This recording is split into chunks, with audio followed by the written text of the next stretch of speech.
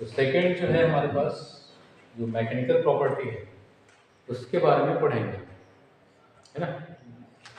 Metals, properties of metals मतलब धातु के गुण धर्म, धातु में कौन कौन कौन से गुण होते हैं। तो मैकेनिकल प्रॉपर्टीज मतलब यांत्रिक गुण। तो मेटल में कौन से यांत्रिक गुण होता है उसके बारे में यहाँ पे दिया हुआ है, कौन कौन से यांत्रिक गुण होते हैं। तो इसमें पहला क्या है, हार्डनेस। हार्डनेस मतलब कठोरता, है ना, हिंदी में कठोरता बोलते हैं, ठीक है। तो यह धातु का वह गुण है जिसके कारण यह कटाव या घिसने का विरोध करता है। अगर मान लो कोई मेटल है हमारे पास, उसमें हार्डनेस का गुण है, मेटल में हार्डनेस का गुण है, तो ये घिसने कटने का विरोध करेगा। समझ रहे हैं। हार्डनेस का गुण किसमें होता है, जैसे कि हमारे कटिंग टूल्स हैं, कटिंग टूल्स फाइल है, ड्रिल है, वो घिसने कटने का विरोध करते हैं और विरोध करने की वजह से वो दूसरे अपने से कम कठोर धातु को काट सकता है।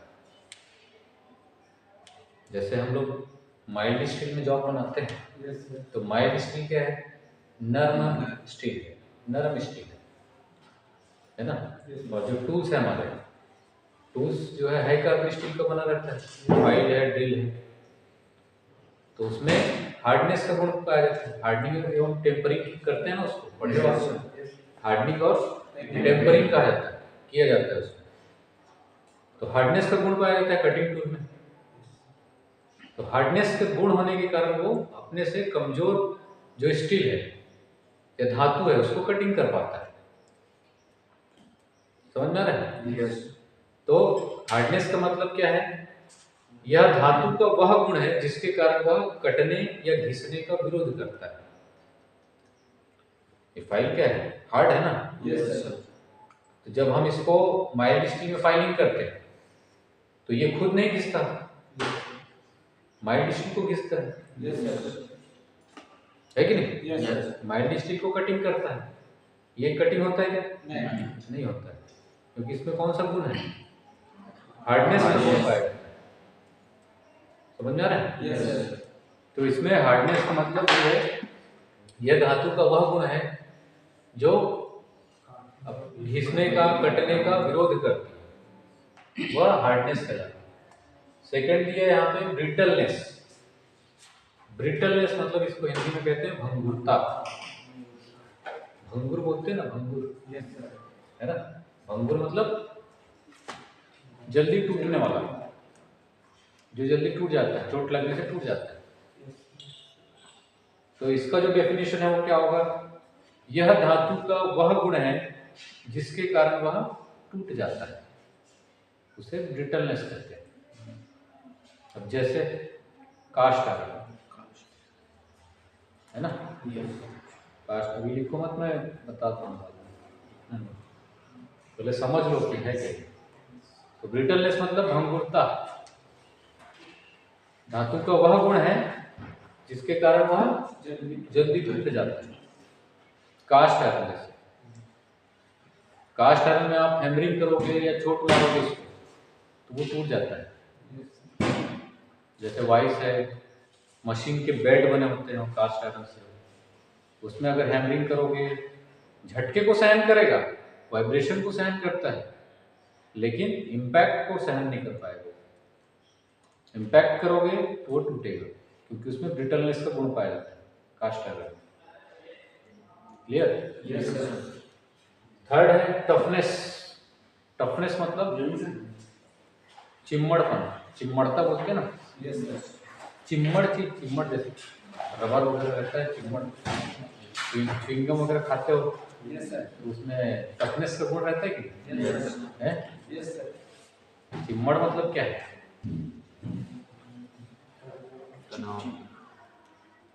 चिम्मड़पन। टफनेस मतलब चिम्मड़पन, मतलब इसमें अगर हम स्क्रैपिंग करते हैं, स्क्रैपिंग मतलब खुरचना, है ना। yes. तो ये खुरच देता है दूसरे मेटल को, खुद का नुकसान ना करके दूसरे मटेरियल को वो स्क्रैपिंग करता है।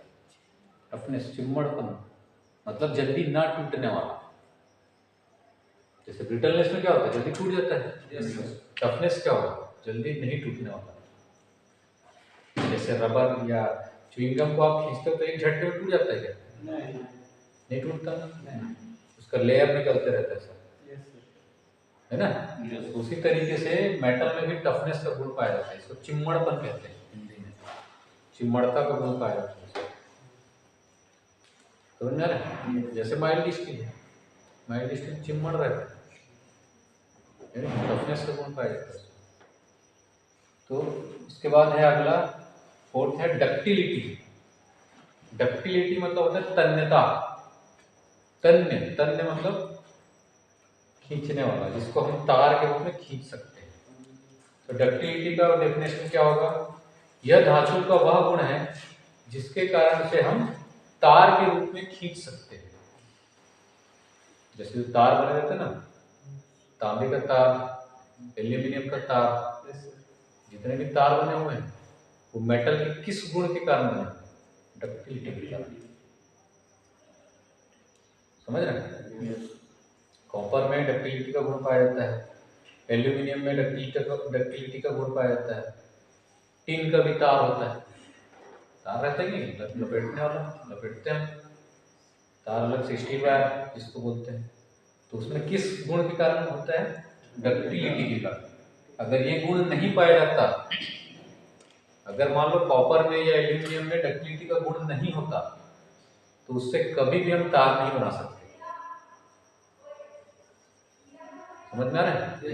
जितने भी मेटल है उसमें उनके उपयोगिता गुण के आधार पर उसको उपयोग किया जाता है। जितने भी मेटल, जैसे जो शीट देख रहे हो इसमें टेबल बना हुआ है, शीट में भी मेलिएबिलिटी का गुण पाया जाता है। मेलिएबिलिटी मतलब ये आघात वर्धनीयता बोलते हैं इसको। आघात वर्धनीयता मतलब चोट मारने से वो फैलता है, बढ़ता है। शीट के रूप में बनाया जा सकता है, चोट मारने से वो फैलता है, चादर के रूप में फैलता है, वो मेलिएबिलिटी का गुण पाया जाता है इस वजह से।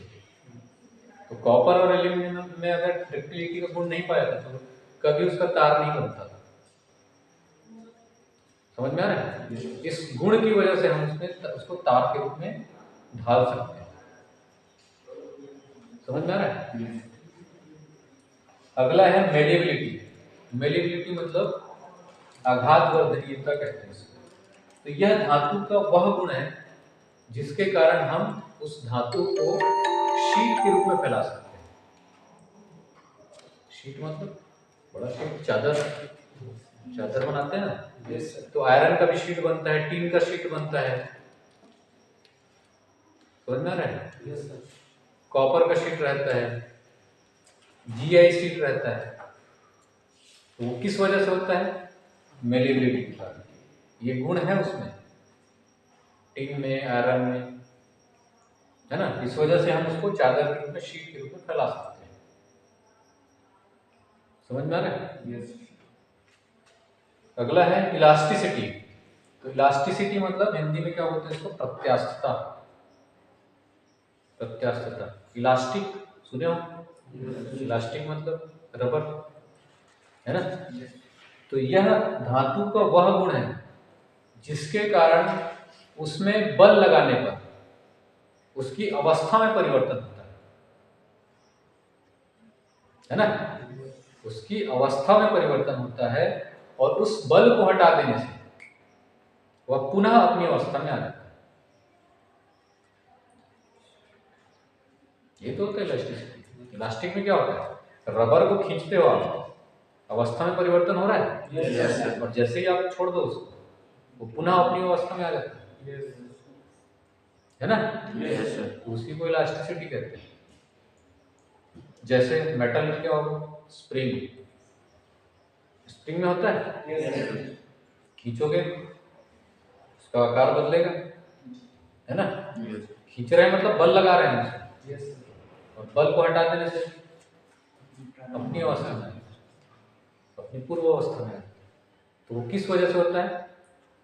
इलास्टिसिटी के कारण, ये उसमें गुण है, इस वजह से उसमें हम स्प्रिंग बना सकते हैं। इलास्टिसिटी की वजह से ही हम स्प्रिंग बना सकते हैं मेटल को। अगला है प्लास्टिसिटी। तो प्लास्टिसिटी मतलब सुघट्यता कहते हैं हिंदी में। सुघट्यता मतलब प्लास्टिसिटी से क्या समझ में आ रहा है? प्लास्टिक है ना, प्लास्टिक चीजें। तो इसका क्या डेफिनेशन है? यह धातु का वह गुण है जिसके कारण हम उसमें कोई बल लगाते हैं तो उसकी अवस्था में परिवर्तन होता है, और बल को हटा देने पर वह अपनी पूर्व अवस्था में नहीं आता है। उसके आकार में जो परिवर्तन हो गया वो परमानेंटली वो परिवर्तन हो गया।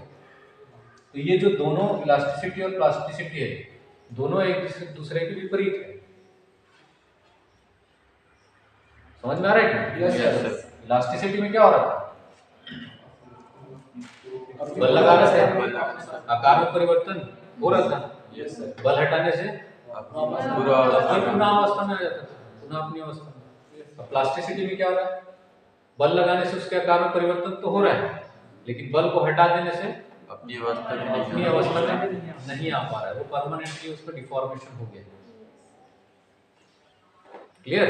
Yes sir. ये दोनों में डिफरेंस है। टेनासिटी, 8th नंबर है टेनासिटी, दृढ़ता कहते हैं इसको, टेनासिटी, है ना। अब ये क्या चीज है? टेनासिटी का मतलब एक प्रकार से टेंशन टाइप का कुछ नाम आ रहा है इसमें, तनाव, तनाव टाइप का। जैसे मान के चलो ऊपर पंखा लटका हुआ है ऊपर, है कि नहीं? तो जो पंखा लटका है एक रॉड लगा हुआ है, इस रॉड लगा है है ना, रॉड से लटका हुआ पंखा। तो उस रॉड में टेनासिटी होने के कारण पंखे को लटका के रखा है। अगर टेनासिटी का गुण नहीं होता तो नहीं लटका पाता, मतलब वो खींच के रखा है उसको, हुक पे लटका दिए हम, है ना।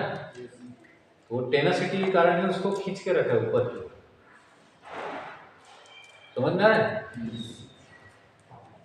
तो यह धातु का वह गुण है जिसके कारण वह किसी भार को खींच कर रख सकता है अपनी, वो टेनासिटी कहलाता है। ठीक है। अगला होता है, अगला है इसमें मशीनेबिलिटी। मशीनेबिलिटी मतलब मशीनता का गुण होना चाहिए, धातु में मशीनता का गुण होना चाहिए होता है। ठीक है। अब इसका क्या प्रयोग है? अब यह धातु का, इसमें डेफिनेशन ये है कि यह धातु का वह गुण है जिसके कारण धातु को हम आसानी से मशीनिंग कर सकते हैं। मशीनिंग कर सकते हैं, मशीनिंग का मतलब कोई भी मशीन के द्वारा कोई भी आकृति प्रदान कर सकते हैं उसको। अगर ये गुण नहीं रहता तो कोई भी शेप हम या कोई भी डिजाइन तैयार कर सकते हैं क्या मेटल में? नहीं कर सकते। या मशीन में, कोई भी मशीन में, जैसे लेथ मशीन है, मिलिंग मशीन है, वहां पे हमको मेटल में कोई ऑपरेशन करना है तो वो किस गुण के कारण संभव है? मशीनेबिलिटी के कारण। तभी आप उसमें कटिंग कर सकते हैं, कोई डिजाइन तैयार कर सकते हैं मेटल में। ठीक है ना? तो इतने सारे ये प्रॉपर्टी। तो अगला क्या है? इम्पैक्ट रेजिस्टेंस, है ना। इम्पैक्ट मतलब आघात, है ना। आघात मतलब चोट मारना, स्ट्राइक करना किसी चीज में, उसको इम्पैक्ट कहते हैं। मतलब इम्पैक्ट का मतलब ये है जैसे आप किसी चीज को आप मार रहे हैं तो उसमें इम्पैक्ट पड़ता है, कुछ ना कुछ उसका प्रभाव पड़ता है। इम्पैक्ट मतलब प्रभाव, समझ में आ रहा है? तो इम्पैक्ट रेजिस्टेंस, मान के चलो आप किसी मेटल में स्ट्राइक कर रहे हैं तो कुछ ना कुछ इम्पैक्ट पड़ेगा उसमें, है ना। जैसे टीन में आप स्ट्राइक किए, हैमरिंग किए, तो कुछ ना कुछ डेंट आएगा। डेंट आएगा मतलब इम्पैक्ट पड़ रहा है उसमें, प्रभाव पड़ रहा है उसका, फोर्स का प्रभाव पड़ रहा है जो बल लगा रहे हो उसका, है ना। तो उसको इम्पैक्ट कहते हैं। इम्पैक्ट रेजिस्टेंस, रेजिस्टेंस मतलब प्रतिरोध, प्रतिरोध कर रहा है, इम्पैक्ट का प्रतिरोध करना, मेटल में ये गुण पाया जाता है, किसी किसी मेटल में, और किसी में जैसे कास्ट आयरन में ब्रिटलनेस का गुण पाया जाता है ना, उसमें इम्पैक्ट रेजिस्टेंस नहीं रहता, चोट मारने से टूट जाएगा। और इम्पैक्ट रेजिस्टेंस का मतलब क्या है, आप किसी धातु में अगर चोट कर रहे हो तो उसका वो विरोध करेगा, प्रतिरोध करेगा। समझ में आ रहा है? इम्पैक्ट रेजिस्टेंस का मतलब क्या, प्रतिरोध करना, इम्पैक्ट का प्रतिरोध करना। कोई भी अगर पड़ रहा है तो उसका वो विरोध कर रहा है, मतलब टूटेगा नहीं, है ना। तो ये इम्पैक्ट रेजिस्टेंस है। जैसे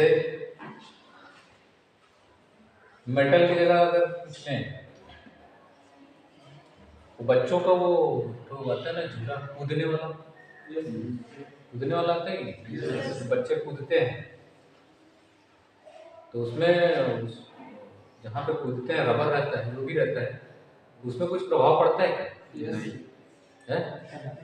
यस सर।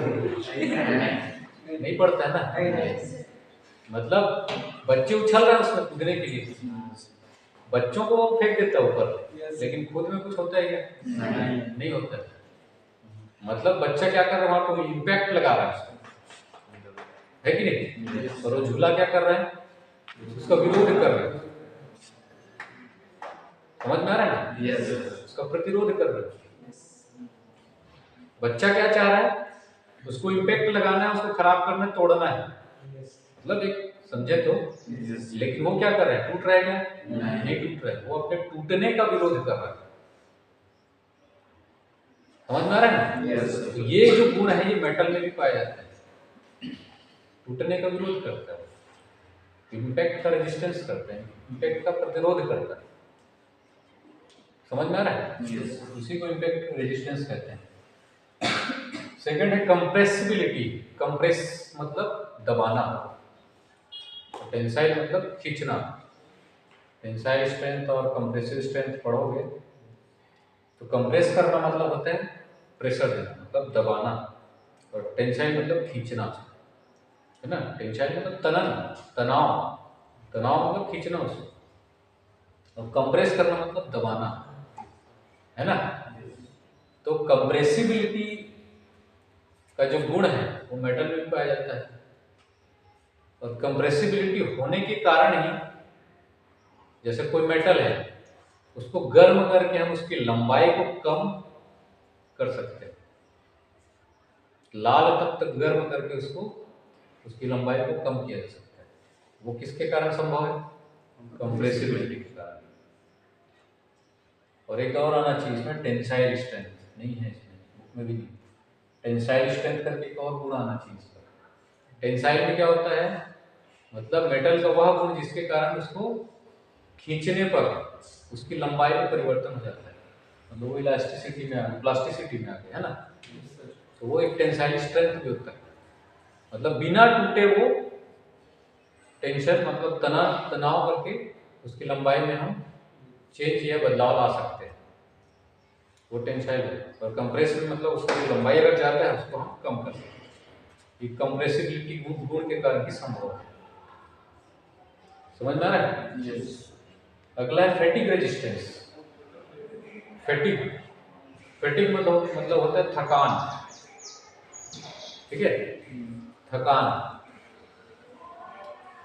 तो फैटिग रेजिस्टेंस का जो गुण है वो मशीन की बॉडी में होनी चाहिए, जो मशीन हम लोग यूज करते हैं ना, जैसे यहाँ पर तो मशीन पड़ा हुआ है, ज़्यादा यूज नहीं है, लेकिन ऐसे मशीन जो इंडस्ट्री में प्रयोग किए जाते हैं, जो 20 घंटा 16 घंटा 20 घंटा कंटिन्यू वर्क कर रहे हैं, है ना, लगातार काम चल रहा है मशीन में। तो मशीन में काम चल रहा है मतलब उसमें भी कुछ ना कुछ तो थकान आएगी ना। जैसे आदमी थकता है उसी प्रकार से मशीनों में भी तो थकान आएगी, मशीन को भी तो मेंटेनेंस करना पड़ता है एक समय के बाद में, है कि नहीं? Yes sir. तो फैटिग रेजिस्टेंस का मतलब यह है कि थकान का विरोध करने वाला मेटल होना चाहिए। अगर ये नहीं होगा तो मेटल जल्दी थकेगा, मशीन का जो बॉडी है वो जल्दी थकेगा, और कंटिन्यू वर्क कर रहा है मतलब टूटने का चांस है ना।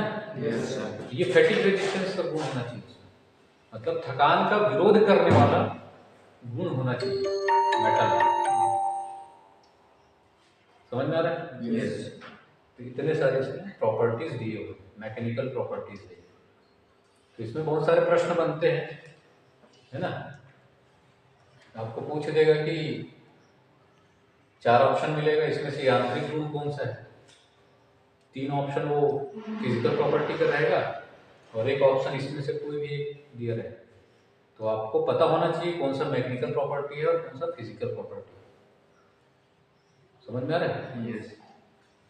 और इसके बाद जो थर्ड है वो केमिकल प्रॉपर्टीज। तो केमिकल मतलब रासायनिक गुण, है ना। तो रासायनिक गुण मतलब कैसे होता है, जंग, लोहे पर जंग लगना, वो इसका एग्जाम्पल है।